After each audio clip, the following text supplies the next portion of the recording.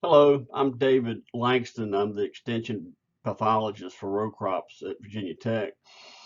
Today I'm going to speak with you about fungicide programs for controlling foliar and soil-borne diseases of peanuts in Virginia. The three main diseases that we're concerned with in Virginia are early and late leaf spot, mostly late leaf spot, southern stem rot or white mold, and Sclerotinia blight. The foliar diseases are primary your leaf spot diseases. They're favored by rainfall and periods of high relative humidity. Southern stem rot is caused by a warm weather fungus, and so it's favored by more warm conditions, 80 to 95 degrees weather and high soil moisture, whereas Sclerotinia blight is the opposite of southern stem rot. It's favored by cool conditions, 65 to 75, and high soil moisture. This picture shows symptoms and signs of late leaf spot and Sclerotinia blight. Late leaf spot are the spots that you see here on the leaves, the round spots, some with, some without halos.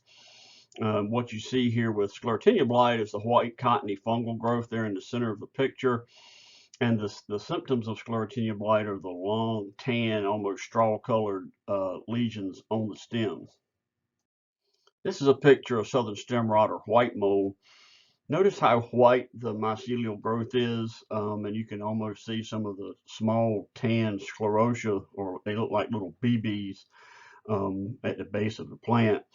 The lesions of stem rot tend to be a little bit darker, but the main way you diagnose this in the field is by seeing the white mycelia that often resembles white chicken feathers that are wet and are pressed to the tissue of the peanut plant.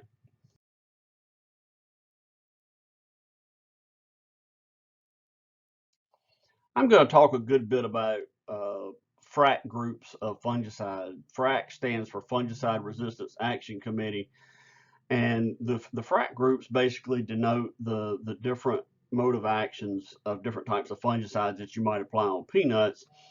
And notice Bravo weather stick label up at the top. It gives you a M5 group name. That is that means it's a multi-site compound. When you see individual numbers like sevens, threes, or 11s, those stand for different single mode of action fungicides. Most of these are premixes of sevens or 11s, or sevens and threes, or threes and 11. And the threes are your DMI fungicides, FRAC group. That's FRAC group 3. Your SDHI fungicides are FRAC group 7, and your strobilurin fungicides are FRAC group 11. And these are easily seen on the front label of any fungicide you buy. And so the reason I tell you this information is that you can, for your rotation schemes for delay in fungicide resistance development, you want to rotate these FRAC groups. So it's not a good idea to spray the same FRAC group back to back several times in a row. That type of spray regime it puts more risk on the fungus, mainly leaf spot, developing fungicide resistance to the fungicide that you're using. So make sure you rotate your FRAC group codes and not necessarily your trade name.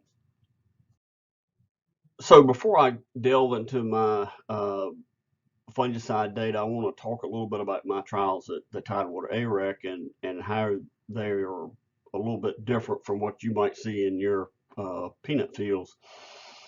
Peanut fields at the Tidewater AREC and on our research farms are on a 2 to 3 year rotation. So most growers are on a much longer rotation than we are here at Tidewater AREC. And because we're on such a short rotation, we're going to have much higher disease pressure than what growers would normally see in their fields. So when you see my data, that's really a lot of disease pressure, and the fungicides that do perform under the most stressful situations. We also use untreated buffer rows, and that's mainly to prevent drift from one treatment to the other. But it also allows disease to build up because they're not treated. So we have a lot of disease spores and just disease in general coming from untreated buffers, which also increases the amount of disease we see. So just make sure that I just want to make you aware that your disease pressure is going to be much less than what I report in my trials. But if it works for me in those high pressure situations, it should work well for you. But you may not need as intense a spray program as I show. Mainly what I show you is my results and my data. And you can take my spray programs and modify them to fit your individual situation. One thing I want to start off saying is that a lot of our fungicide products are very effective in against leaf spot, and then I can't really see a big difference between a lot of the fungicides that growers are using in their fields. So this is some data from leaf spot trial in 2020, and what it shows is the area under disease progress curve for late leaf spot, or AUDPC. And main thing I'm trying to show you here, the untreated check is over here on the left, which is the highest level of disease. But most of the fungicides that we used rotated with Bravo and tebuconazole provided a very similar level of control. So I think you're going to get good activity out of most of the leaf spot products that you're using. And I don't want to really try to separate those that much on leaf spot control. And this is just a slide of the yield data that goes with the disease data, showing that there was really no difference in yield across these different leaf spot fungicides. Once again, underscoring that most of the products that we have do a pretty good job on leaf spot, so I don't spend as much time talking about those. Where we do see some differences, though, are late season rescue treatments. And these late season rescue treatments are where you get in situations where you haven't been able to get in the field to spray, leaf spot starts to build up, and you need a fungicide or a fungicide tank mix that's gonna do a good job of arresting some of that infection level while also providing some residual control. So what I've got here is of different rescue treatments, and what I did was I let the disease get a little bit advanced beyond the Provost Bravo full season program, which is the green bar. That's the full season program. And you'll see over here the check is on the left hand side, the highest level of disease, but where I use Top Guard plus Bravo sprayed twice, or Thompson plus Bravo sprayed twice, I got a similar level of disease that what I saw with the untreated check. But what I did see was that when I mixed Provost with microthal disperse, or Provost plus Bravo, that I did get significant level of leaf spot control below the untreated check. So those are two fungicide programs that I'm thinking, or fungicide tank mixes that I look at for late season rescue treatments. I think would be effective to recommend to grower.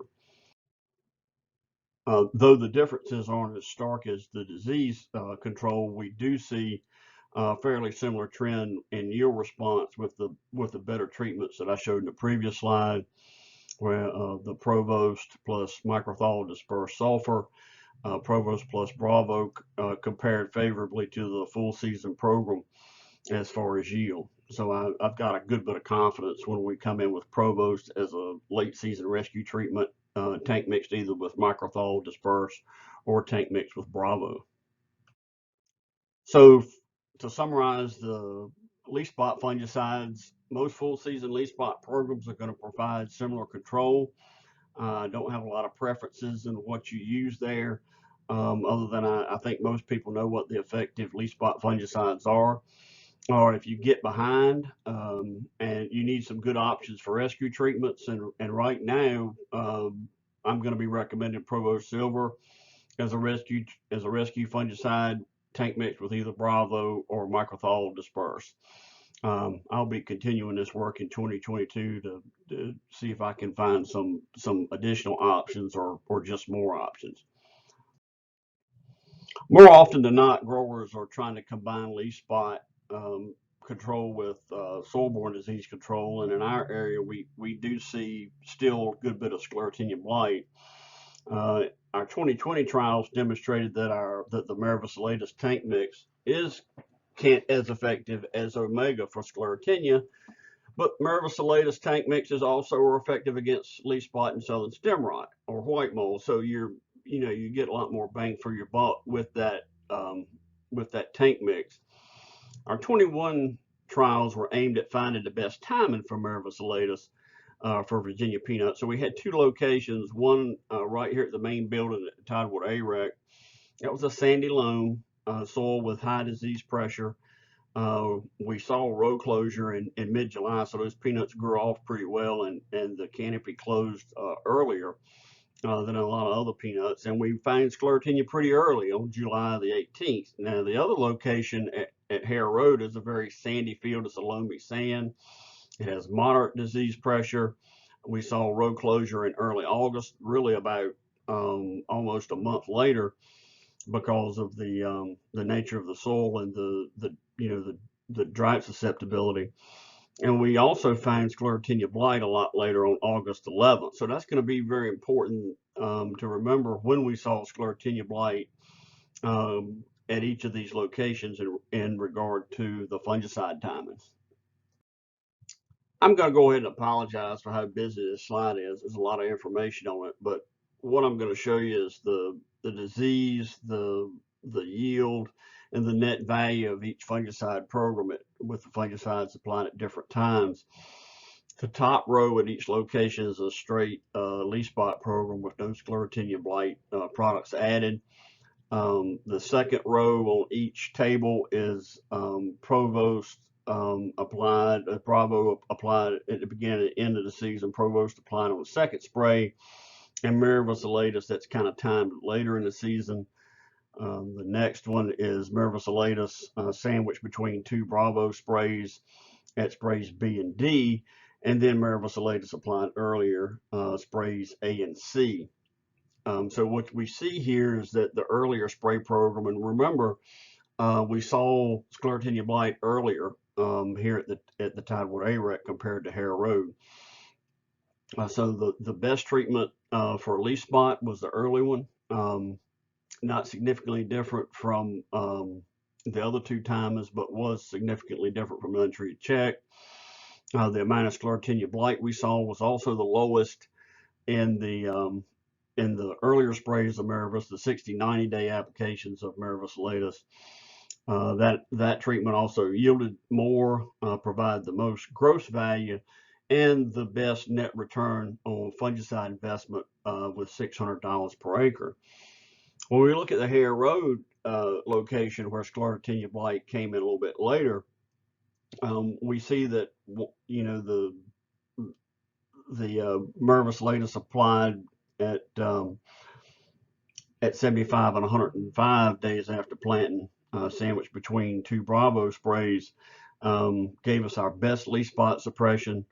Did a really good job on Sclerotinia Blight. Remember, Sclerotinia Blight came in later, so the later applications are probably more effective against this. But against Sclerotinia Blight in this particular field, when we look at the yield per acre, we did get a better yield with the earlier 60-90 sprays of Mirabilis, which also, as you would guess, gave us our best gross value, but and relatedly to our fungicide benefit, gave us a really big increase on our net value.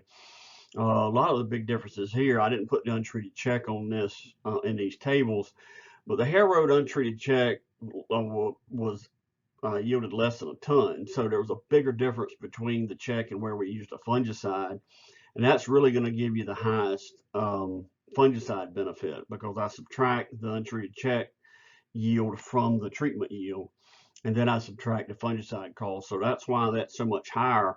The yields were a little bit tighter, as you can tell, at the Tidewater AREC location. Untreated check actually yielded 3,000 pounds per acre, which made that difference much less, which also made your fungicide benefit much lower, but still the same treatments pretty much where it was consistent that the 69 days applications of the Mirabilis tank mix proved to be the ones that brought home the best net value of the ones tested in this trial. So to summarize, the leaf spot and Sclerotinia Blight combined fungicide programs, the Mirabilis tank mix applied at 60 and 90 days was better for disease and yield and net revenue at the Tidewater AREC. The Mirabilis tank mix applied at 75 and 105 days at Hare Road was better for disease, but the 60-90 applications of Maravus Latus still provide the best yield and best net revenue. What I would recommend to growers is kind of let growth, vine growth and weather be your guide. If you've got good vine growth, which means you've also got a chance for Sclerotinia Blight to come in earlier, you might want to consider earlier applications of Maravus Latus. But if you've got reduced vine growth, the peanuts aren't meeting in the middle in July, you might consider the 75 and 105 day applications. Really, there's not a huge difference in yield in these, but you do typically, in your net revenue in a lot of cases isn't as much different either. So once again, I'm going to leave that up to the growers to decide when they're going to use that tank mix combination. I have a lot of people ask me about coming out with some fungicide programs or a fungicide program, and it's hard to come up with just one because every field is different, every situation is different. So I've got several fungicide programs with options for growers, not necessarily guides or recommendations, but options for controlling diseases in peanuts in Virginia. So we look at leaf spot 1 and 2. The standard program, this might be something like your Provo Silver rotated with Bravo program, is an option. You have to spray a little bit more with that because of the, Provo Silver doesn't have the residual activity that Maravus does. When we look at leaf spot 2, if you want to go with the Maravus system and maybe reduce the number of times you spray, Maravus sprayed twice, about 21, 28 to 30 days apart. The second spray, I do talk about coming in with a systemic fungicide tank mix with the Maravus in case a little bit of leaf spot has kind of built up between the time of your first application and your second application, mainly because Maravus doesn't have any kickback activity. I've seen a couple of fields where that bit growers in 2021. So I'm a little cautious, and I'm adding that systemic fungicide to that second Maravus application. And you might want to come in with another a Bravo or a systemic for leaf spot between then and the last Bravo spray. This is in the column with the little frowny face or the sweating face that's a little bit under stress, guys trying to make a decision.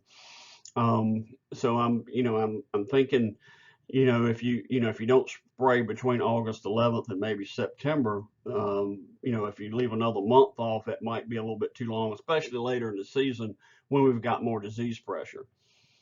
Now, if you've got an issue with Sclerotinia in a particular field, you can go with the standard program where we use Omega 2 or 3 times. I've got the 75 and 105 Omega sprays as yellow, or if you want to come in a little bit later because of your disease pressure or your vine growth might be less, Omega sprayed at 90 and 125 days after planting. But that has to be, your Omega has to be tank mixed with a leaf spot product because Omega really doesn't bring anything to the table as far as leaf spot control.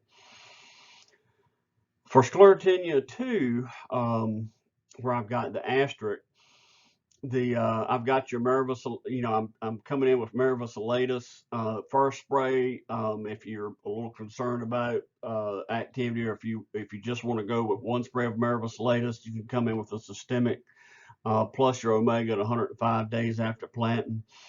If you're picking up everything and want to kind of control all the bases, your leaf spot, Sclerotinia, and stem rot program where you use Maravus Latus twice, and it's very similar to the leaf spot 2, other than you're adding the Latus to that. You're covering pretty much all the bases of fungicide of plant peanut diseases that we spray for in that particular program. Once again, I warn people they might want to add a systemic to that second spray of Maravus Latus in case a little bit of leaf spot has kind of developed after that first spray of Maravus Latus, and then following up with 1 or 2 sprays for leaf spot later in the season. We've got a lot of good options for stem rot. Stem rot 1 and 2 aren't that much different. You've got a lot of products that are leaf spot products that also have good activity on stem rot. These products are things like Fontellus, Lucento, Preaxor, Propulse, and Provo Silver. So those have a dual role in controlling leaf spot and stem rot. Rotating with Bravo Teb, your tebuconazole is still active against stem rot. So that's a pretty good stem rot program. It's heavy on stem rot, but if you got a little bit more, if you want to do a little something different with your leaf spot program, you can add a stem rot only fungicide, and those are products like Convoy and Latest, Excalia, and tebuconazole in there too. Leaf spot only fungicide for stem rot too. But once again, these are only fields that you've got some stem rot in. The big question is what you're going to use for peanut leaf spot, and as I've mentioned before, there's a lot of options for leaf spot. So to kind of wrap things up about all I've talked about, rotation is going to be your guys. Is your best defense against disease. That having a good rotation 4, 5, 6 years is going to do more than any fungicide spray program. Secondarily, your variety resistance also helps. Mirvis applied early is the most important use of that fungicide. If you're not going to spray Mirvis at 60 or 75 days, don't spray it at 90 and 105 days. That first application is the one that's going to give you more bang for your buck. If you wait and spray it one time late, you really risk leaf spot development. You risk fungicide resistance development. So I would try to discourage any use of Mirvis Elatus one time at 90 days or later. If you do spray Mirvis, and say if you spray Mirvis the first time and come in again with another Mirvis spray about a month later, I recommend using a DMI fungicide that's in frac group 3 in a tank mix with Mirvis to help pick up any leaf spot that has occurred between the time you sprayed your first Mirvis application and when you come in with the second application. There is a new generic product that's similar to Omega for 500 for 2022 that's going to be brought to you by Adama. That product name is Ventana. It should be available by the time we think about starting to spray for Sclerotinia. So I just want to make you aware of that. Not aware of what the cost difference might be at this time. And anytime that you want to check on your peanut crop or the disease advisories, you can go to Peanut Cotton Infonet at this web address to see what our last effective spray date is for leaf spot or Scleretinium Blight. Or you can call into the peanut hotline at 1-800-795-0700. We pretty much put a lot of the same information that we get off the Peanut Cotton Infonet into that hotline recording on a daily basis. So please call into the hotline if you don't have access to your internet or you're in an area where you don't have access to your computer. So we've got some other resources. We have the Virginia Ag Pest and Crop Advisory blog, where me and some of my colleagues put updated information on what we're seeing as far as crop development or pest pressure in the state of Virginia. We update that as needed. It's available on the URL seen here at the top of the page.